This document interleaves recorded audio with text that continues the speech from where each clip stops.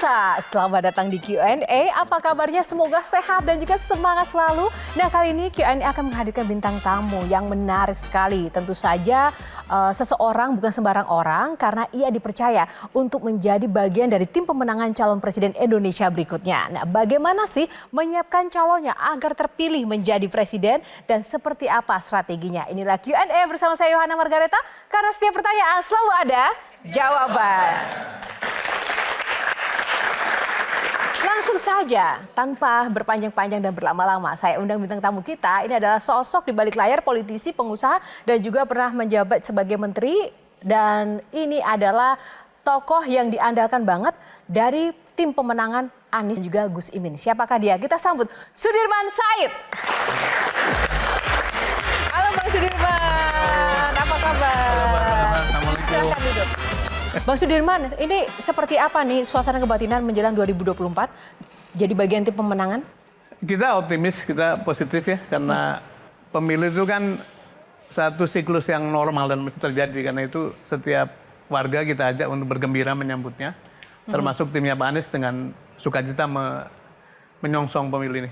Oh ya, nah Bapak Ibu semuanya dan rekan-rekan termasuk pemirsa, kami juga menyampaikan bahwa kami juga sudah mengundang untuk tim pemenangan dari Pak Ganjar Pranowo dan juga dari pihak Pak Prabowo, namun berhalangan hadir pada kali ini. Nah, kita langsung saja panelis, kita kuliti sama-sama nih, one and only Bang Sudirman Said ya. Seperti apa sih strateginya? Langsung saja, box nomor berapa untuk giliran pertama ini? 9. 9, kita buka box 9. Isinya? Buka box tengah. Oke, ini perintah Bang Sudirman Said. Kita buka box tengah, berarti box nomor 5. Kita buka box nomor 5 ya, yang tengah. Jurkam.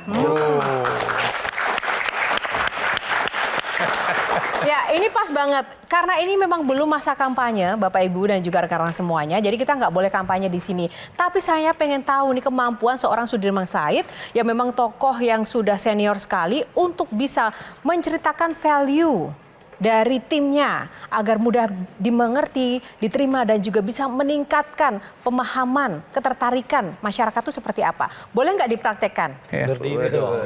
Tepuk tangan dong semangatnya.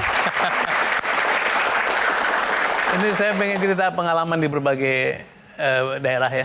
Jadi saya tanya, kenapa pilih Pak Anies gitu? Mereka menjawab, Pak Anies itu cerdas, Pak Anies itu santun, religius dan enak dilihat, ganteng katanya. Dan itu menurut saya menjadi modal dasar untuk maju ke dalam konteks kepemimpinan. Tapi yang lebih serius dari itu adalah menurut saya, memang Pak Anies ini orang atau figur yang dibutuhkan, yang diharapkan bisa menjadi perekat persatuan, bisa menjadi pembawa visi baru ke depan dan juga bisa mengkapitalisir apa yang sudah dicapai oleh bangsa ini menuju kepada tantangan berikutnya. Benarkah demikian? Oke, sudah cukup. Giliran pertama untuk Bang Effendi Ghazali, silahkan.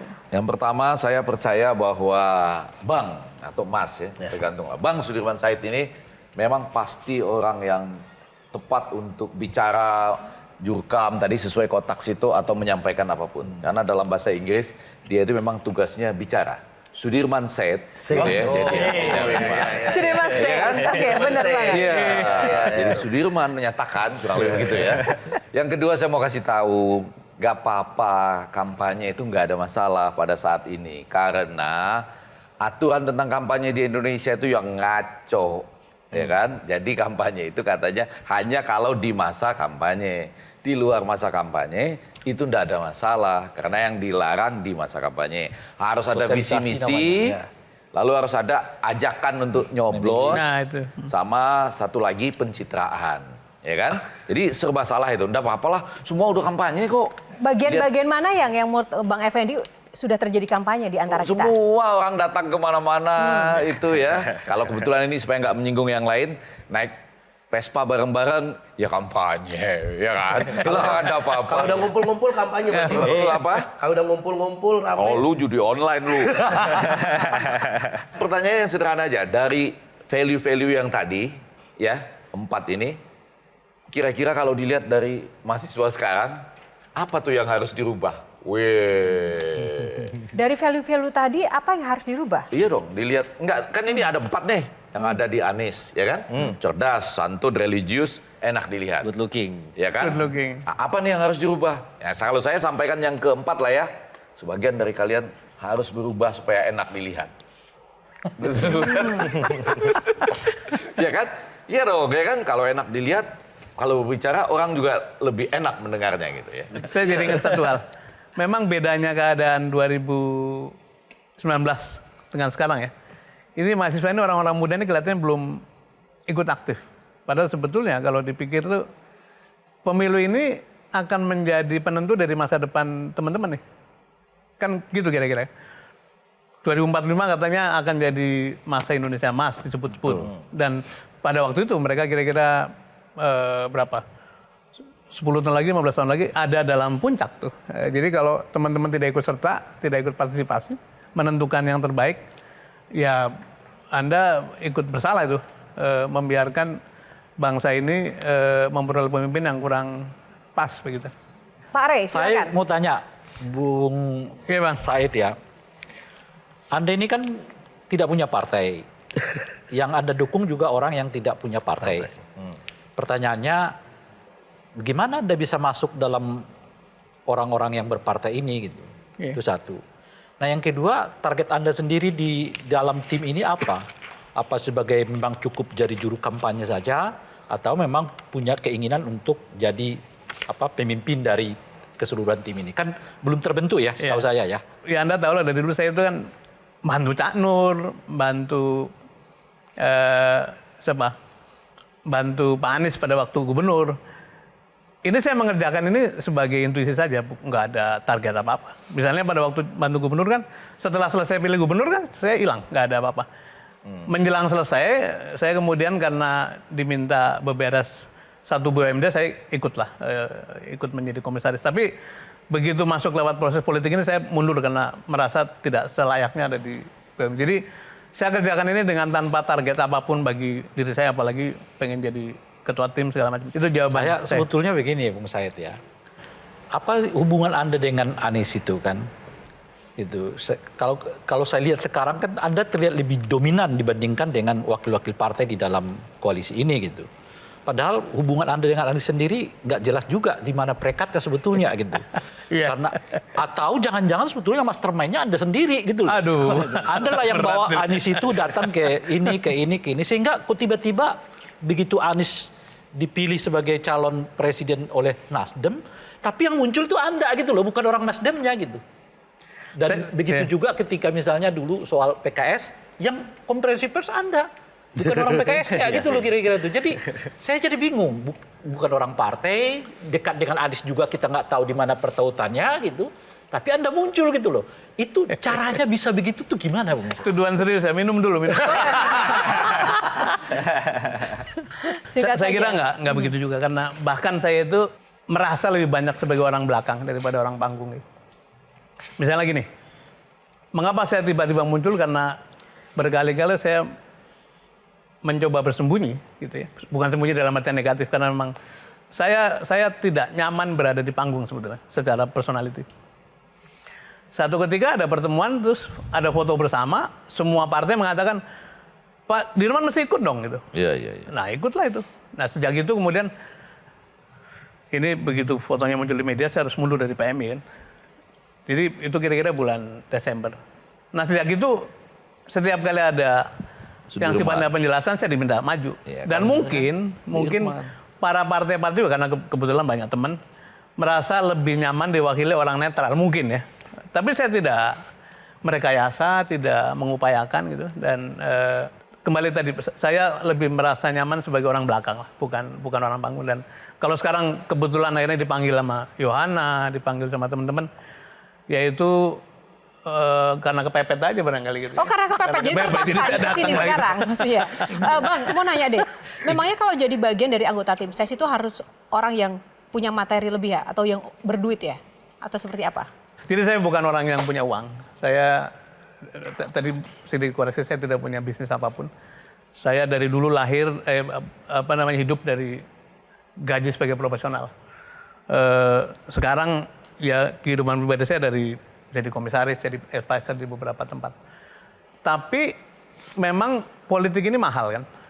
Dan apa yang membuat kita survive? Ya bantuan teman-teman. Jadi modalnya Bang Sudirman saat ini adalah jaringan, teman. Boleh dibilang salah satunya itu. Karena salah duanya? Ini saya sering nasihat kepada teman-teman mahasiswa nih kalau lagi ngajar. Kalau kita mau survive itu kita butuh 4 hal. 1, integritas, kejujuran, supaya dipercaya di mana-mana. Yang kedua, kompetensi, apapun bidang pilihanmu lah. Kompetensi teknis, manajerial, leadership, segala macam. Yang ketiga adalah network, tadi, jejaring. Yang keempat, belajar terus-menerus, jadi jangan berhenti belajar. Mungkin orang nggak nyangka bahwa saya ini background-nya sebenarnya akuntan.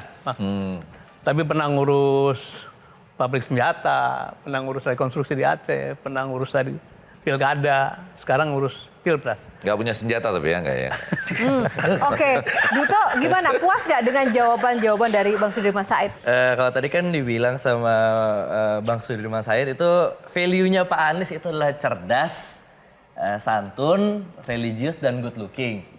Masalahnya kalau kita ngelihat capres-capres lain juga seperti itu. Terus yang jadi value utamanya itu apa? Karena Pembeda. pasti orang-orang ngelihat kok ini yang diucapkan sama semua.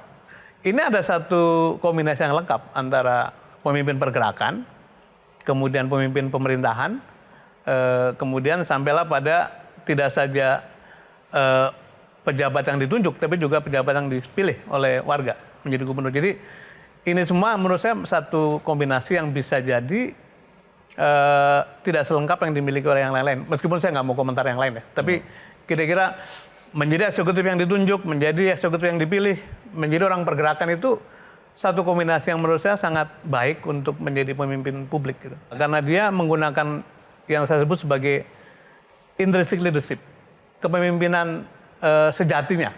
Karena dia tidak punya uang, dia tidak punya power, tapi bisa menggerakkan. Dan itu dimulai Pak Anies ketika memimpin Gerakan Indonesia Mengajar. Yang mungkin tidak dialami oleh yang lain-lain, yang saya tidak mau komentar gitu ya. Oke, ada pengalaman sendiri. Gian dulu, silakan Gian. Bang Sudirman Said kan sama Bang Anies kan dulu bareng-bareng di barisan Pak Jokowi.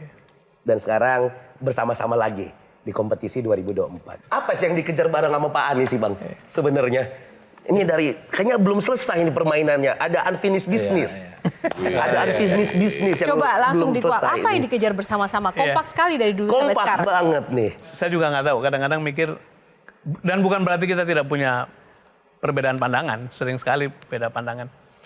Cuman, kalau disebut unfinished business ya, saya ingin mengatakan begini, kalau orang pegang kuasa dan kekuasaan yang dipakai untuk kebaikan, sebetulnya banyak hal bisa dikerjakan. Itu yang mungkin boleh menjawab.